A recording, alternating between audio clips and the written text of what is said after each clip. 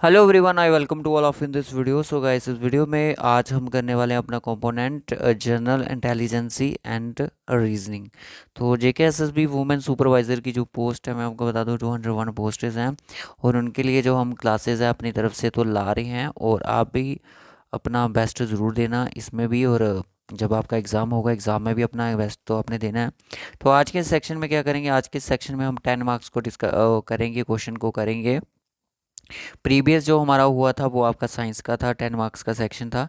तो नेक्स्ट भी आपका जल्दी ही आएगा। आप खुद बता दीजिएगा कि जो नेक्स्ट जो आपकी प्रैक्टिस क्वेश्चन का जो सेट होना चाहिए, सेक्शन होनी चाहिए, वो कौन सी होनी चाहिए। जेकेएसएसबी सुपरवाइज़र की जो फीमेल है उनके लिए इंपॉर्टेंट आज का लेक्चर रहने वाला है। रीजनिंग के हैं 10 के 10 आप मार्क्स आपके अपने बन सकते हैं अगर आपकी रीजनिंग में आपका होल्ड अच्छा होगा। तो जो लेवल है उसी को हम यहाँ पे डिस्कशन करेंगे, और जो क्वेश्चंस हैं उनको डिस्कशन किया जाएगा। अगर आप इस चैनल पे नए हो तो चैनल को ज़रूर सब्सक्राइब कर लेना, नोटिफिकेशन बेल को भी ज़रूर ऑन कर लेना, क्योंकि आने वाली कोई भी इंपॉर्टेंट वीडियोस की जो अपडेट होगी आपको टाइम टू टाइम हमारे चैनल पे मिलती रहेंगी।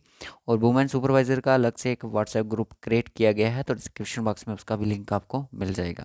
तो चलो स्टार्ट करते हैं आज का क्लास। तो फर्स्ट आपकी क्वेश्चन जो है आपकी स्क्रीन पर आ चुका है, तो जल्दी से आप इस क्वेश्चन को बनाने की कोशिश कीजिएगा, और एग्ज़ाम में इसी तरह के क्वेश्चन आपको पूछने जाने के चांसेस बन सकते हैं। तो चलो फिर बनाते हैं इस क्वेश्चन को। वीडियो को पास करके भी आप इसका आंसर मार्क कर सकते हो। X starts walking from the place A. He walks 4 kilometre east and reach the place B, then turns right after going 3 kilometers straight. He stops at the place C. What is the shortest distance between A and C? तो हो सकता है अगर shortage distance पूछा जाता है तो इसमें क्या होता है कि पैथागोरस जो थ्योरम होती है उसका यूज़ किया जाता है। तो जिन बच्चों का नहीं बनेगा वो घबराएं नहीं, वो सब देखते चलें। देखो, कोई अज्यूम कर लेते हैं कि कोई पॉइंट है, किसी पॉइंट से उसने वॉक करना स्टार्ट कर दिया कि कहाँ से। आप मान लो कि यहाँ पे ए से ए पॉइंट है, वहाँ से उसने वॉक करना शुरू कर दिया। कौन सी साइड वाली साइड में? ईस्ट वाली साइड में। तो ईस्ट वाली साइड वो उसने मूव किया, तो कितना डिस्टेंस मूव किया रहा है उसने? 4 किलोमीटर। तो 4 किलोमीटर में जाके वो कौन सी प्लेसेस पे विजिट किया है? बी प्लेस पे विजिट हो गया। ठीक है, यहाँ तक क्लियर हो गया। देन टर्न्स द राइट, फिर उसने क्या किया, अपना राइट लिया। लेफ्ट देखो ऊपर की साइड होगा, राइट जो होगा वो नीचे की साइड होगा। तो राइट उसने 3 किलोमीटर कवर करा है, और अब वो कहाँ पहुँच गया है? पॉइंट सी पे पहुँच गया है। तो कहाँ पे पहुँचा? वो पॉइंट सी पे पहुँच चुका है। What is the shortest distance between A और सी? का शॉर्टेस्ट डिस्टेंस क्या होगा, आपको ये पूछ रहा है। तो बहुत ही ईजी क्वेश्चन था। मैं आपको बता दूं कि अगर आपने ट्रिपलेट अगर आपने पढ़े होंगे तो आप इसका बिना पीजीटी के भी आप इसका आंसर मार्क कर सकते हो। सो पीजीटी में क्या होता है कि इसको हम हाइपोटेन्यूज मानते हैं, इसको बेस मान लो, या फिर आप परपेंडिकुलर मान लो। इसको बेस या परपेंडिकुलर आप मान सकते हो। हाइपोटेन्यूज का स्केयर आपको बेस के स्केयर के प्लस आपका परपेंडिकुलर का स्केयर के इक्वल होगा। हाइपोटेन्यूज आपको नहीं दिए गए, आपको हाइपोटेन्यूज को H2 ही रखना है, हाइपोटेन्यूज का स्केयर ही रखना है। बेस आपके पास 3 है, तो 3 का स्केयर होता है 9, और 4 का स्केयर कितना होता है? तो 4 का होता है 16। तो 4 4 जा 16 होता है। अब 9 और 16 हो जाते हैं आपके 25। तो एच हाइपोटेन्यूज स्केयर कितना आ जाएगा? 25। तो एच की वैल्यू कितनी होगी? 25 स्केयर का आपका अंडर रूट लग जाएगा। तो एच की वैल्यू कितनी आ जाएगी भाई? 5 आ जाएगी। तो ऑप्शन यहाँ पे B will be the correct answer. I hope आपको ये क्वेश्चन क्लियर हुआ। नेक्स्ट क्वेश्चन की तरफ चलते हैं। नेक्स्ट क्वेश्चन हमारा ब्लड रिलेशन का क्वेश्चन है, जिसको भी आप ध्यान से करिएगा। Pointing to an old man, Kunal said his son is my son uncle. बहुत ही ईजी क्वेश्चन है, इतना भी इसमें घुमा फिराने वाली कोई बात नहीं है। एक ओल्ड मैन है, मान लो कि एक ओल्ड मैन है। ये ओल्ड मैन यहाँ पे मैं रख लेता हूँ कि ये एक ओल्ड मैन है। सो बोल रहा है कि his son is my son uncle. बोला कि इसका जो सन है, मान लो कि ओल्ड मैन है, इसका एक सन है। तो बोल रहा है कि इसका जो सन है वो मेरे सन का क्या है? अंकल है। तो मैं यहाँ पे अपने आप को ज्यूम कर लेता हूँ, ये वो मी है। ठीक है, जो इंट्रोड्यूस करवा रहा है मी है, ये मी है और ये मी का सन है। और इन दोनों का आपस में क्या रिलेशन है? ये इसका अंकल वाला रिलेशन है। ठीक है, अंकल वाला रिलेशन है। तो इट मीन्स कि ये जो मी है, मैं आपको बता दूं मी है, ये ओल्ड मैन है जो जिसकी इंट्रोडक्शन करवा रहा है उससे। उसने बोला कि ओल्ड मैन का जो ये सॉरी ये कुणाल है, कुणाल नाम भी दिया गया है। कुणाल का बेटा ओल्ड मैन के बेटे का क्या है? नेफ्यू या नेफ्यू लग सकता है। ठीक है ना। सो उसका ओल्ड मैन का बेटा उसका क्या है? अंकल है। तो इट मीन्स कुणाल और उस ओल्ड मैन का बेटा आपस में क्या है? कजन या फिर ब्रदर का रिलेशन बना सकते हैं। आई थिंक ऐसे ही बन सकता है। सो आपसे पूछ रहा है कि हाउ द ओल्ड मैन जो है वो क्या रिलेशन बना सकता है कुणाल के साथ। कुणाल के साथ क्या रिलेशन बना सकता है, देखो उसका अंकल यानी कि आपस में भाई जो हैं, ये दोनों कुणाल और सन आपस में भाई हो सकते हैं। कुणाल का रिलेशन जो है ओल्ड मैन के साथ वो सॉरी ओल्ड मैन का रिलेशन जो कुणाल के साथ वो क्या है, वो एक फादर वाला रिलेशन बन सकता है। ठीक है, अगर यहाँ पे ये इसका पूछा गया होता कि सन वाले का, इसका सन जो कुणाल का सन था, तो वो ग्रैंड सन का हो सकता था। ठीक है ना, अगर ओल्ड मैन उसके साथ बात करते तो वो किसका हो सकता था, ग्रैंड फादर का हो सकता था। इतना इजी क्वेश्चन था। नेक्स्ट क्वेश्चन देख लेते हैं। नेक्स्ट क्वेश्चन भी साइलोगिज्म से है। All papers are files, some files are folders, all folders are bags. All paper, सारे के सारे पेपर्स क्या हैं, सारे के सारे पेपर्स क्या हैं, फाइल्स हैं। यहाँ पे मैं फाइल्स लिख लेता हूँ कि सम फाइल्स आर फोल्डर, कुछ फाइल्स जो हैं वो आपस में क्या हैं, फोल्डर्स हैं। ऐसे लिख लेते हैं, है ना। ऑल फोल्डर्स आर बैग, सारे के सारे फोल्डर क्या हैं, बैग्स हैं। तो क्या हैं, बैग्स हैं। सारे के सारे फोल्डर क्या हैं, बैग्स हैं।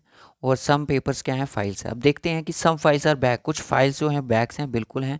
आप देख सकते हो कि जो हमारा वेन डायग्राम जो बना है उसमें भी ये चीज़ शो हो रही है कि कुछ जो फाइल्स हैं वो क्या हैं, बैग्स के अंदर जा रही हैं। तो इट मीन्स जो फर्स्ट यहाँ पे है वो बिल्कुल सही हो जाएगा। नेक्स्ट देखते हैं, सम पेपर्स आर फोल्डर्स, कुछ पेपर्स जो हैं वो फोल्डर हैं। देखो स्टेटमेंट में इस चीज़ का जिक्र नहीं हुआ है, ना ही डायग्राम में, वैन डायग्राम में हमें इसका जिक्र दिख रहा है। तो इस चीज़ को हम क्या कर देंगे, फॉल्स कर देंगे, ये फॉलो नहीं होगा। ओनली कंक्लूजन फर्स्ट ही फॉलो रहेगा। फोर्थ क्वेश्चन देख लो।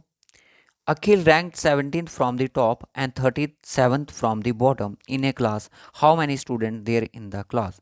स्टूडेंट कितने होंगे पूरे क्लास में, इस चीज़ को देखो।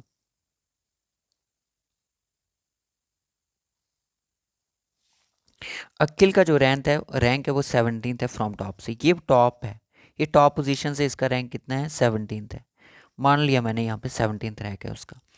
और 37th from the bottom, bottom से कितना है, यही प्लेस इसका, अगर मैं बॉटम से बात करूँ तो कितना है बच्चे, 37th है। 37 इसका रैंक है। अब पूछा कि how many students are there in the class. अब देखो ऊपर से 17th है, नीचे से 37th है तो एक ही पर्सन है ना, नीचे से रैंक दो बार आ रहा है उसका। तो इट मीन्स आपको क्या करना है, 37 प्लस आपका 17th हो जाएगा, इसको प्लस करके 54, और 54 में से आपने एक रैंक को माइनस कर देना है, तो आपका आ जाएगा 53। सेम क्वेश्चन अभी एग्ज़ाम में पूछा गया था, जो अभी सब इंस्पेक्टर फाइनेंस का एग्ज़ाम हुआ है उसमें पूछा गया था। ठीक है, आई होप आपके यहाँ तक चार क्वेश्चन ठीक हुए हों। नेक्स्ट क्वेश्चन देखो, नंबर सीरीज का क्वेश्चन है। 4, 10, 22, 46 नेक्स्ट और 190, क्या नंबर आएगा यहाँ पे। 4 की अगर मल्टीप्लाई 2 के साथ करो तो हमारे पास 8 आता है, 8 में प्लस 2 कर दो हमारे पास 10 आता है।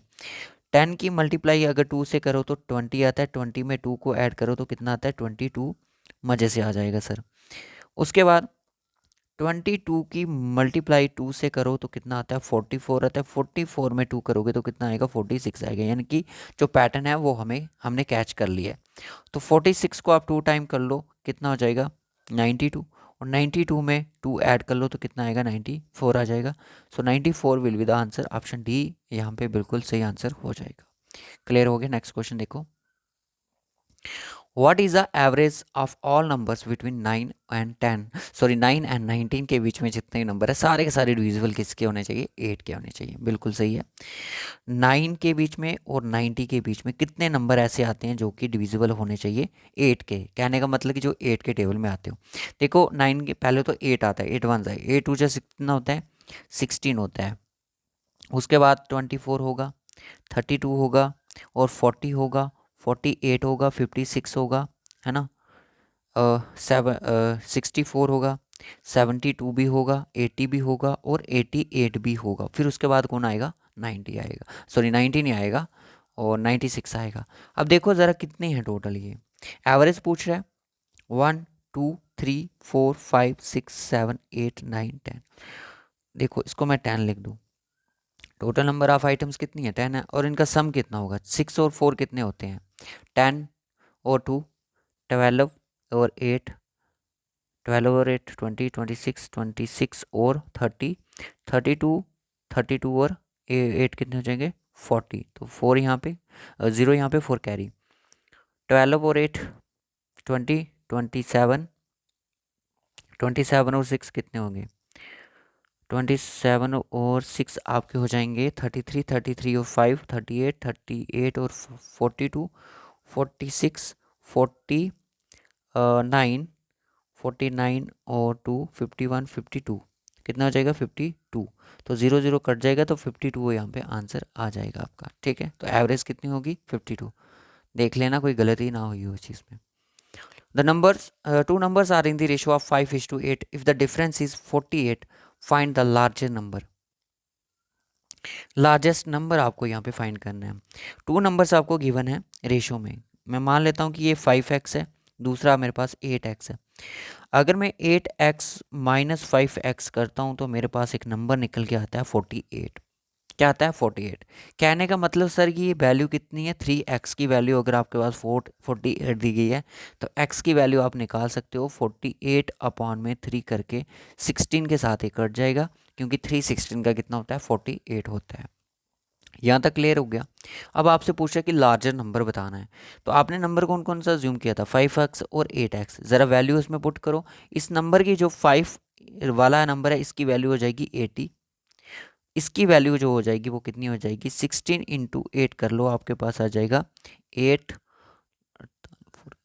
128। तो कितना आ जाएगा? 128। लार्जर नंबर पूछा गया, 128 होना चाहिए। Option C will be the correct answer. समझ आया तो लाइक ज़रूर कर देना, वीडियो को लाइक ज़रूर कर देना, आप लोग लाइक नहीं करते हो। A train long passes a standing man in 25 second, what is the speed of the train? Speed बतानी है आपको ट्रेन की। देखो स्पीड, स्पीड कैसे बताओगे आप? 160 है आपके पास, एक नंबर दिया गया है 160 मीटर, आप इसको डिस्टेंस मान सकते हो। स्पीड निकालने का फॉर्मूला होता है कि सर डिस्टेंस अपॉन टाइम। तो टाइम आपके पास कितना है? 25 सेकेंड है। मीटर में है तो आपको इसको मिनट्स में कन्वर्ट करने की ज़रूरत नहीं है। अब आप इसको काट सकते हो कितनी बार, ये चला जाएगा सर से 6 के बाद, और ये अब 10 बच जाएगा इसमें, तो आप 0 लगा के इसका कर सकते हो। 25 4 ज़ा 100 हो जाएगा, तो 6.4 मीटर सेकंड जो है इसकी स्पीड आई है। तो आपको लानी किस में है? सर हमें लानी है ये किलोमीटर पर आवर में। अब आपको उसको कन्वर्ट करना भी आपको आना चाहिए कि किलोमीटर से मीटर सेकंड से किलो कैसे जाते हैं। 6.4 आपके पास स्पीड आ चुकी है। ठीक है, इसको आप डिवाइड कर दो 10 के साथ, तो आपका ये जो यहाँ पे ये पॉइंट है ये ख़त्म हो जाएगा इसके साथ ही। ठीक है, जब आप 10 लगा देते हो। अब आप क्या करोगे? इसको 5/18 के साथ कर लो, ये चला जाएगा 2 के साथ। 32 नहीं, फिर ज़्यादा हो जाएगा, सॉरी। आई थिंक ये आएगा अपना 18/5, ये ऐसे जाएगा। ठीक है, 18 था, ये चला जाएगा 5 के साथ, ये चला जाएगा 9 के साथ। बाकी आप इसको करोगे तो आपका इसका आ जाएगा 23। कितना आएगा? 23 किलोमीटर पर आवर इसको करना पड़ेगा आपको। ठीक है, ये एक इजी सा तरीका था। मैं फिर से करके दिखा दूँ आपको कि 64 डिवाइड में 10 मैंने कहाँ से लाया? मैंने पॉइंट को ख़त्म कर दिया। और 18 अपॉन यहाँ पे मेरे पास कितना होगा? 5 होगा। देखो ये 10 और 5 आपस में मल्टीप्लाई का केस बनाते हैं। इसको मैं काट सकता हूँ 2 बार 9 के साथ, इसको काट सकता हूँ 5 बार। ठीक है, और यहाँ पे बाकी तो नहीं कटेंगे। 9 4 से कितना होता है? 36, 3 कैरी, 9 6 ज़ा 54 और 9 6 ज़ा 54 और 57, 3 ऐड कर लो और इसको 25 के साथ डिवाइड कर दो। 25 के साथ डिवाइड करोगे तो 25 दूने 50 हो जाएंगे, और आपके पास कितना बचा जाएगा? 76 यानी कि 25 दिया कितना होता है? 75 होता है। तो 23 ही यहाँ पे आंसर आएगा। Option B will be the correct answer. उसके बाद नेक्स्ट क्वेश्चन देख लो। Sachin is 8 years younger to Rahul. Younger यानी कि उससे छोटा है राहुल से। And the sum of their ages is 40 years. Then find the present age of the Sachin. बहुत इजी क्वेश्चन है, कुछ नहीं करना है। सचिन की एज कितनी है भाई? सचिन की सर एज जो है वो 8 ईयर्स यंगर है, यानी कि छोटा है राहुल से। मान लो कि राहुल की जो एज है वो कितनी बच्चे? राहुल की एज जो है वो एक्स है, और सचिन की जो एज है वो कितनी है? वो छोटा है राहुल से, कितना? 8 साल छोटा है। -8 कर दो ना। उसने पूछा इन दोनों की एज का, अगर मैं इस टाइम वर्तमान में अगर मैं इन दोनों का एज का सम करता हूँ तो मेरे पास आता है 40 ईयर्स। कहने का मतलब कि x प्लस एक्स माइनस 8 करोगे तो आपके पास वैल्यू आनी चाहिए कितनी? 40। कितनी आनी चाहिए बच्चे? 40 आनी चाहिए। तो लेट्स सी, देखते हैं। एक्स प्लस एक्स कितना हो जाएगा 2x, 2x minus 8 is equal to 40 हो जाएगा। इक्वेशन बन रही है। अब क्या होगा यहाँ पे 2x इज इक्वल टू, मैं बिल्कुल डिटेल से बता रहा हूँ, इतना डिटेल में करना नहीं है एग्जाम में, आपने इसको शॉर्ट में भी करना है, ठीक है। सो कितना हो जाएगा ये 2x इज इक्वल टू 32, तो x की वैल्यू आ जाएगी 32 डिवाइड में 2 करके किसके साथ कट गया 16 के साथ, तो यानी कि x की वैल्यू यहाँ पे आ गई 16। यानी कि x कौन है, राहुल की एज कितनी है 16 है। तो प्रेजेंट एज आप सचिन की पूछ रहे हैं आपसे। Sachin is 8 years younger to Rahul and the, Rahul से वो छोटा है, पर इसका 40 तो नहीं होगा ना इसमें,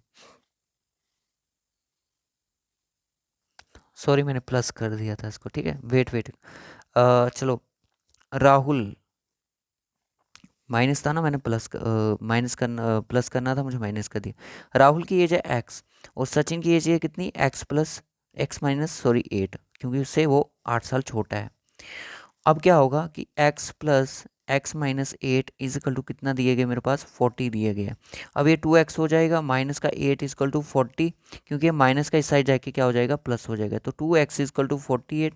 तो x की वैल्यू कितनी आ जाएगी 48 डिवाइडेड बाई 2 करके कितना 24 के साथ ये कट जाएगा, तो x की वैल्यू कितनी आई 24 आई मेरे पास।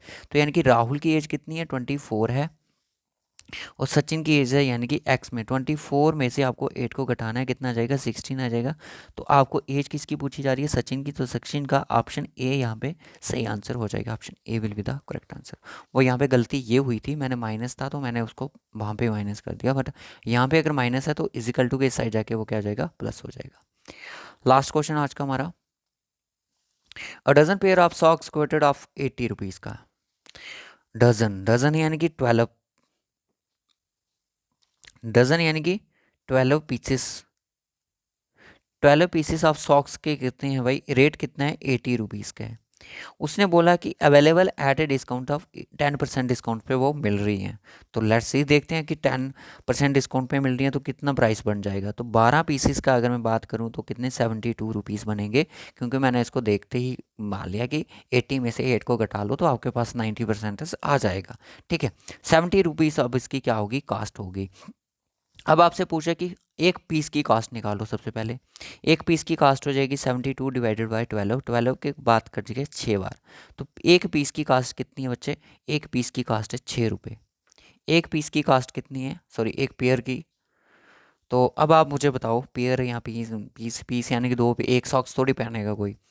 तो how many pairs of socks can be vote for 24 rupees में आप कितनी सॉक्सेस के पेयर ले सकते हो। तो 24 को डिवाइड कर दो ना 6 के साथ, 6 4 ज़ा 24 हो जाएगा, option B will be the again correct answer. कैसा लगा आज का रीजनिंग का सेक्शन आपका, सेशन सॉरी आपको। अगर बिल्कुल बिल्कुल भी अच्छा नहीं लगा तो वीडियो को डिसलाइक ज़रूर कर देना। अगर लगा हो तो सभी बच्चे लाइक करके जाना, जितने बच्चों ने अभी तक ये वीडियो देखा है। कोई भी देखो इसमें आपका मैथ भी है, हो सकता है 3 से 4 नंबर का आपका मैथ हो, आपको पूछा जाए क्योंकि आपके सिलेबस में ये चीज़ मेंशन है, तो हमने उसी हिसाब से यहाँ पे ये आप क्वेश्चन देख सकते हो। 6 क्वेश्चन मैथ का है और 7th क्वेश्चन भी मैथ का है जो आपके सिलेबस में है। 8th क्वेश्चन भी मैथ का था, 9th क्वेश्चन भी मैथ का ही था और 10th क्वेश्चन भी मैथ का। 5 क्वेश्चन हमने यहाँ पे रीजनिंग के रखे थे और 5 ही क्वेश्चन हमने यहाँ पे मैथ के रखे थे जो आपके सिलेबस में है। तो यही लेवल रहेगा आपका रीजनिंग का, इससे ज़्यादा डिफिकल्ट नहीं आएगा। आएगा तो एक आधा दो क्वेश्चन डिफिकल्ट आएंगे, 10 के 10 क्वेश्चन कभी भी डिफिकल्ट नहीं आ सकते। अगर बिल्कुल भी समझ नहीं आया, हमारे डिस्क्रिप्शन बॉक्स में आप हेल्प ले सकते हो, हमारे सोशल मीडिया के लिंक जो हैं वो वहाँ पे अवेलेबल है। सो बाय, टेक केयर। इस वीडियो में इतना ही रखेंगे, मिलेंगे आपसे नेक्स्ट वीडियो में। और इस वीडियो को ज़्यादा से ज़्यादा शेयर ज़रूर कीजिएगा। और डिस्क्रिप्शन बॉक्स में आपको सुपरवाइज़र की जो फीमेल की प्लेलिस्ट है उसका लिंक भी मिल जाएगा, एक ही प्लेलिस्ट में आपको सारे लेक्चर अवेलेबल है।